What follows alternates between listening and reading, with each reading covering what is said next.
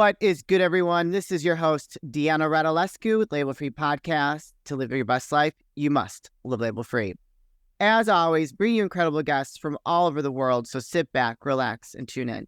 My next guest is a virtual CFO, a cash flow coach, an author, and also a serial entrepreneur. Please welcome Uros Loviscek. Uros, welcome to the show. Thank you, Deanna. Thank you for having me. I was looking forward to this conversation, and it's my honor to be here with you. Thank you. You have something in your bio that I've never seen before, and I absolutely love. And maybe we can touch on that story that you were telling me a little bit. You are a kidpreneur. Yes, exactly. I was made it because of my background, because of my father. He was an entrepreneur, or it was just a product of lazy afternoon, hot summer afternoon, when as a kid, like about 5, 6 years old, didn't know what to do with myself. And of course, as every other kid during the summer, I wanted some ice cream. Okay. There was none at home, and I got crazy idea. Got my kid's shovel, and I dug a hole in the middle of our backyard, about, let's say, 3 feet wide and just about such tall. Deep. I'm sorry, and run to the kitchen to get those little plastic bags that we usually use to store meat in a freezer. So you can imagine it was like small package. Yeah. But I packed the dirt that I dug out into those bags, load it into the little toy trolley. It was like nice red trolley with yellow wheels. So I packed it with dirt, packed the dirt, and I went on a trip through the neighborhood, knocking on doors, selling dirt for plants, as I imagined my product to be. Of course, everybody needs to understand here, it was hot summer afternoon. Yeah. The dirt was like completely dry, useless. Yeah. But I went knocking door to door, and over the course of, let's say, hour or two, I sold every single package that I had. Get out of here. Of course. Good for you. Yes. Of course, probably my unfair advantage at the time was I was a kid. Yeah. So people bought it because either they knew me or I was funny because of my endeavor, or many of those people just gave me money to get rid of me. Just keep your dirt here. I think they gave you money because it's ingenious. Here's a young boy who found a way to generate some income for himself. Like, I would totally support you too, because I think it's very smart. I mean, maybe the dirt was useless, but like, think how ingenious that is. I would be so proud of my kid. I'd be like, oh my God, good. That's amazing. You're going to go far. Yeah, indeed.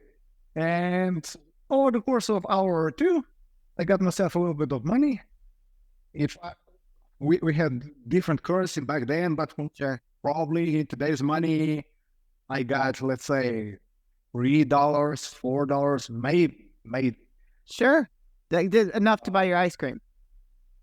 Plenty. Ice cream for that day and the day after. Awesome. Exactly. So let's fast forward. So now you are a virtual CFO, but you've done many different things over the last couple of years. So what made you go into becoming a virtual CFO and a cash flow coach? Yes. I grew up in finance business. My father had an accounting firm since 1992. So I grew up watching that company grow. With 15, I started to help in that business, and later on became full-time employee also. Okay. So I was involved in the business almost from the get-go. I learned a lot, how the finance work, how clients or other business owners struggle. What are their main issues with finance within the business? Sure. And this is how I grew up. I learned everything from the practice. So I flipped the script. I learned from the practice, and then study the theory in college and so on. How was it working with your father? Funny thing, that was an interesting thing. As a kid, I was always destined to succeed my dad. Okay. So I was meant to inherit the company. That was always the plan. end goal. The end goal. Yeah. So we didn't even put much emphasis on college, on education, because the grades doesn't matter. Right. Learn, get the knowledge that you need, Sure. so you can work within the business. But as with every transfer, usually when parents are transferring business to their kids, it went really, really slow. There was much expectations. What should I do? But I was never given enough control or enough also credibility, but how would you Freedom? say? Maybe freedom? Well, freedom for sure. The thing was, I was just treated as an employee, but bootstrapped as a family. Yeah. Okay, I got it. Yeah. So I didn't get a chance to be promoted, or to really help my dad take his load off his shoulder. Sure. He didn't empower you to take over the Exactly. He never empowered me to do that part. But over the course of time, if I fast forward it to 2008 and a little bit later on, with the crisis of that time, with the recession, accounting company suffered a little bit later. Oh, okay. It's kind of essential service for businesses. Sure. So our clients struggled first. And because of that, some went bankrupt, some just closed, some got sold. And therefore, we suffered a little bit later on. Yeah. And as a family, I got to bootstrap to that era. Sure. But at a certain point, I got enough of that. I was about 20-something years old. Yeah. I needed some money for myself. So I did tax license, my tax license. And parallel to the family business, I opened my own tax advising practice. Okay. Zero clients. How'd your father feel? How'd your father feel about that? I'm not sure exactly. Oh, okay. I'm not sure. He was probably a little bit on the fence. Sure. But here's his son. Here's his son who's supposed to take over his company, and now he kind of went off and did his own thing because he's not feeling empowered. I think that's very for fathers to relinquish control when they've been doing it for so long. Yeah, but the thing is, I never left him. I didn't left him in that waters by himself. Okay.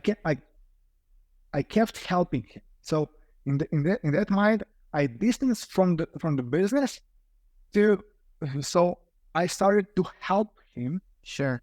To get out of the hole, and I started to build my own career to my solo practice. Wow. That was tax advising, kind of the thing that I already did within accounting. Sure. I studied taxes within accounting business. I helped our clients. So I also became an outsourcing guy for main business. Okay. Regarding taxes. But what happened with this? I started to build my own business. I also built my credibility towards my dad. Sure. Yeah. He started to slowly after that, he started to appreciate what I'm doing. Yeah. And he started to turn to me for an advice. whenever there was some issue with taxes, or even we started to discuss issues within accounting in the matter, hey, what do you think this should be? Do you think that that's okay this way, or would you do it the other way around? Mm. No, it's okay. Okay, I just wanted to check with you. So I started to build credibility with my father also. Yeah, for sure. So we started to work together. So from the level under him, I kind of graduate to the same level with him. Wow. Of course, his decades of experience are way ahead of him. Right. He's still working in a business. He's still a trusted advisor. Yeah. But now we are working together. Yeah. So this is probably the main thing I achieved with my detachment to my solo practice. Amazing.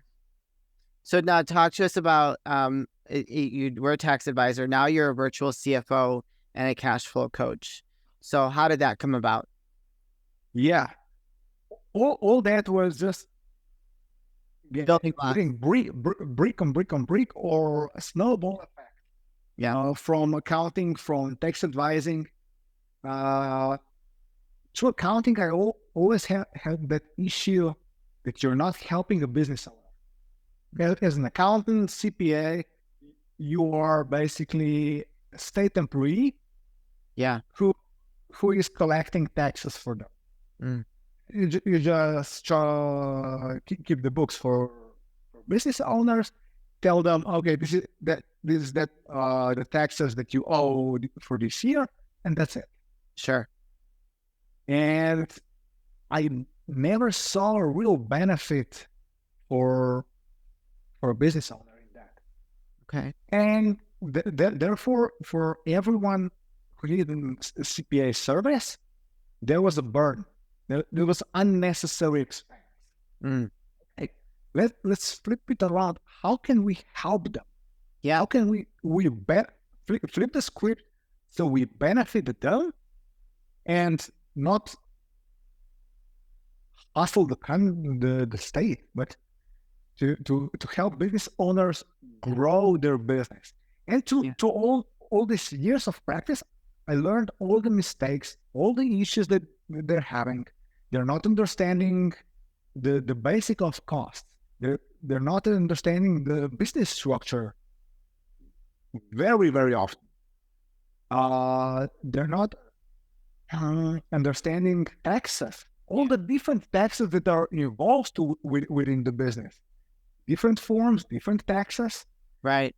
And many times the first issue or mistake that comes with a business owner is right at the beginning, opening a business structure, registering the first business structure. Yeah. What I noticed there, everyone goes with either what's easier to form or what sounds cooler. Yeah. So easier to form is like solo entrepreneur. Sure. Yeah. Or sole proprietor, and LLC or S corp sounds cool. I'm not gonna say why. Yeah. And the result is, in most cases, they got it wrong. They get it wrong for themselves. Yeah. Either they don't need that much liability protection, or they want just to withdraw money from the business. And with corporation, you can't do that. Right. You can't withdraw money like it's your own back pocket. True. Or with sole proprietor, they pay way too much taxes. Okay. So this is the first mistake from the get-go. Yeah. And so as a cash flow coach and real estate CFO, I started to address these issues. Okay. Because I want to help people build their business, grow their business, plan their investment, plan their growth. How much money can they put in marketing? How much money can they put into employees? Yeah. Can they afford to hire a new employee? And what I want to tell people, as many people as possible, get to know your cash flow. Yeah. That's Not, big. not just, yeah, that's major part. That's major part. And the major part was revealed through the last 3 years during COVID. Yeah. Because before that, times were good. And even if you didn't put much attention to cash flow, you did some mistakes. Nothing was idle. Right. No mistake. As long as cash was flowing in, you were fine. You were fine. Accounts receivable was high, no problem. Cash is coming in. Right. Yeah. But with COVID, with lockdowns, with restrictions, with order cancellation, and everything, and raw materials and all other expenses going up. Yeah. Issues alone. Yeah. Changed the game for a lot of people. Exactly. And what I'm also always saying, a cash flow plan or forecast is your crystal ball. So crystal ball where you can see with current state 2, 3, 4, 5, 6 months in your future, or even more. So you can adjust or address issues before they even happen. Yeah. This is the awareness I would like to how I want to enlighten business owners. I love it. So where do you work with people all over the world as a virtuous CFO? And who is your ideal client? Who was somebody that should come to you and work with you? My ideal client is entrepreneur, small business owner. Okay. With, let's say, up to 10, 20 employees. Can be solo, no problem, but up to that level somewhere. Perfect. Who needs guidance? Yeah. Who first wants to learn about everything that he needs to know. Who would admit everything that he doesn't know. Yeah. And then I can help him steer into his growth. So he can plan his inventory, hiring, investments, everything. I love it. And do they have to have a CFO, or they can hire you as a temporary virtual CFO in the interim? Both options. Okay, cool. Yeah, both options. What we also do is accountability, goal setting, and everything. So we know exactly what needs to get done. Sure. For a week, then we check what got done, where we're going, what is the cash flow, adjust everything, and go on. I love it.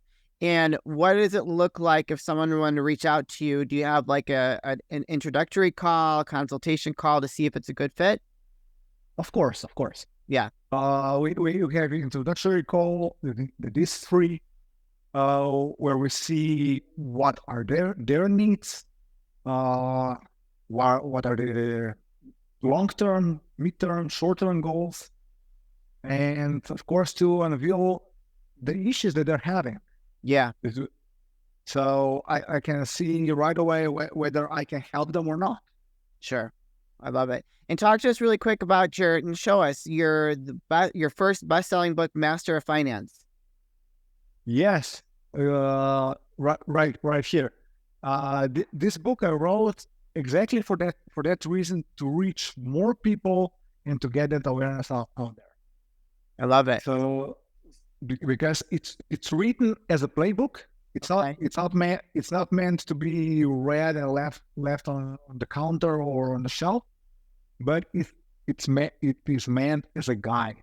Sure. To keep it on your desk, to go back to it whenever you need something.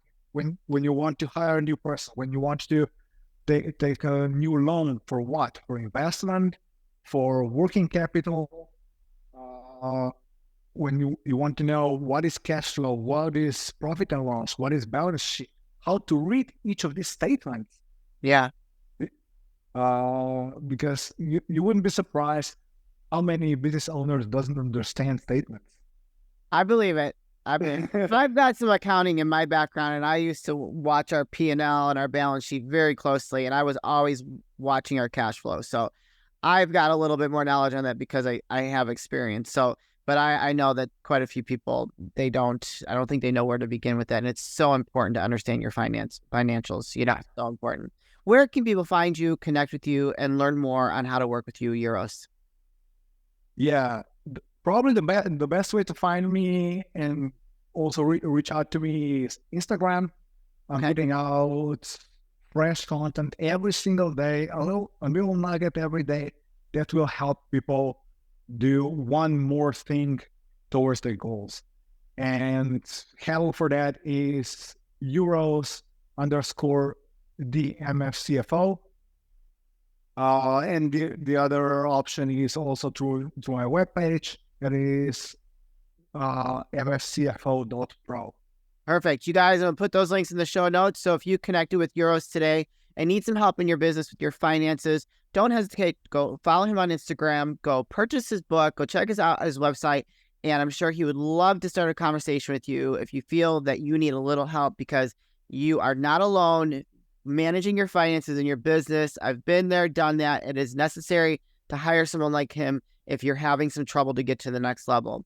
Uros, this is the part of the show where I like to ask for last words of wisdom or advice. What would you like to leave with us today? What would I like to leave you? To always keep an eye on your cash flow.